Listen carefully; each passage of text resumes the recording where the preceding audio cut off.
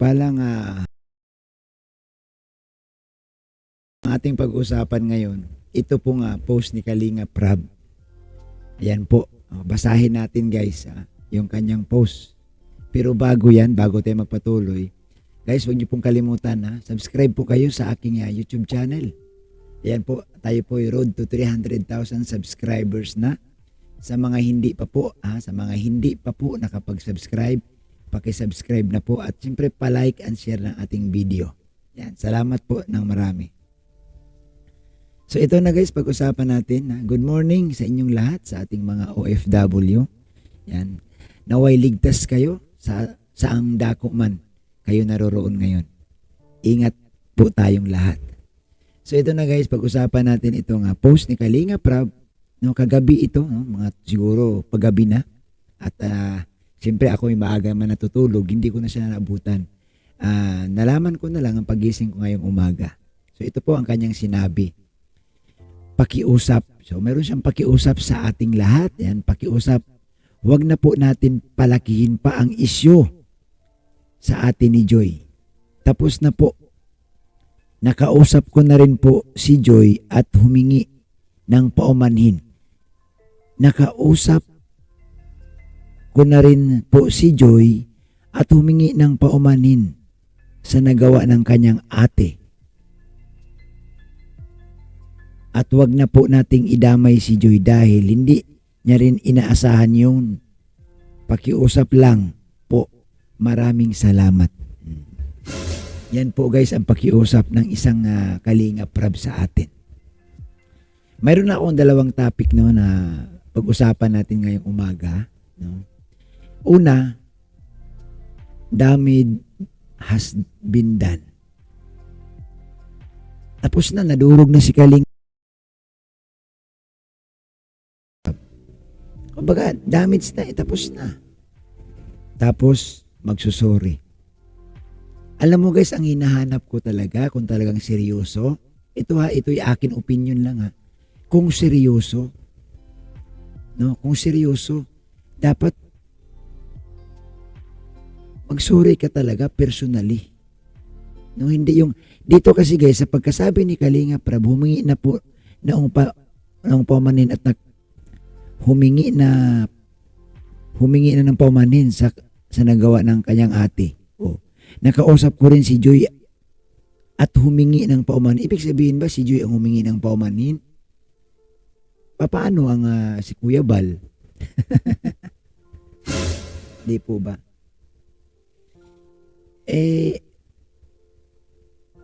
Sinaktan, dinurog si Kalinga Prab ng husto dahil sa salitang kurakot.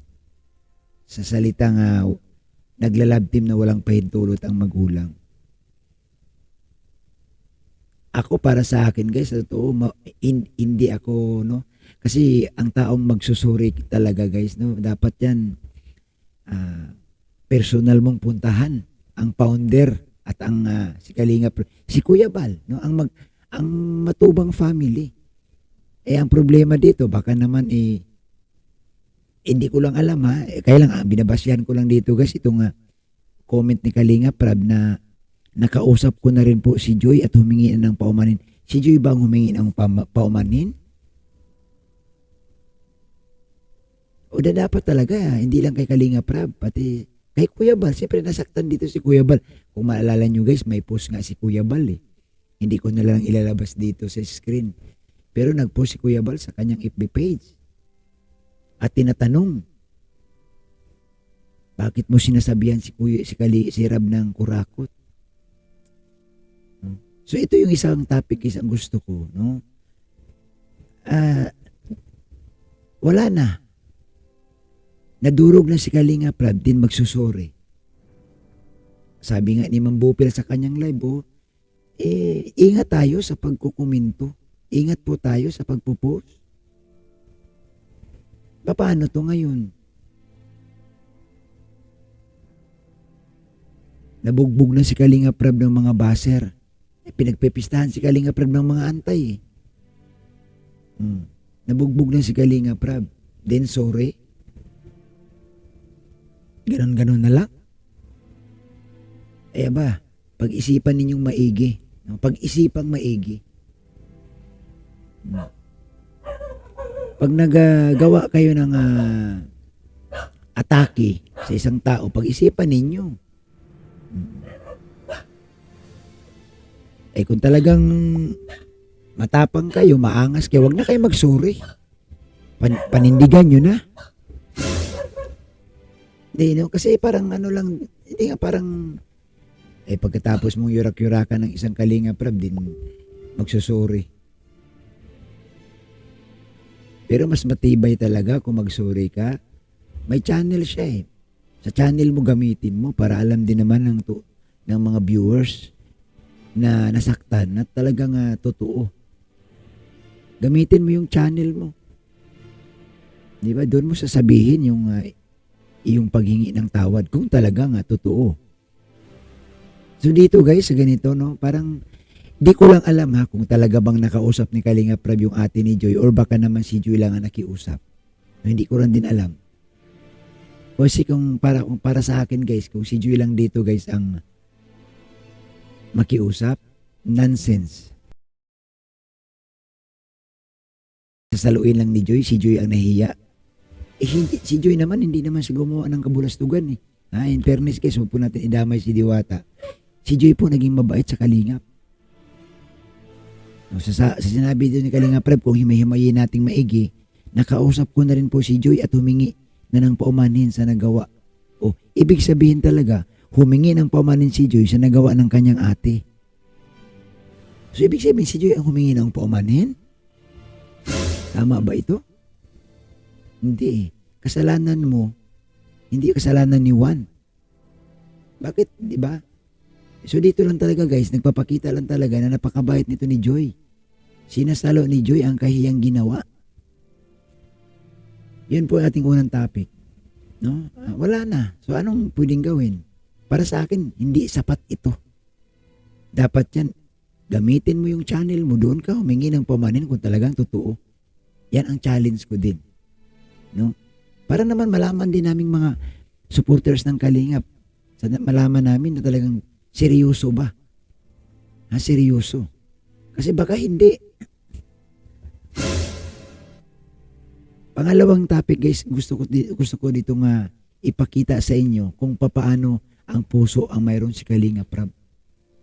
Kita nyo guys pagkatapos siyang yurak-yurakan, pagkatapos siyang bastusin, tawaging kurakot, pero nagpatawad yung mama.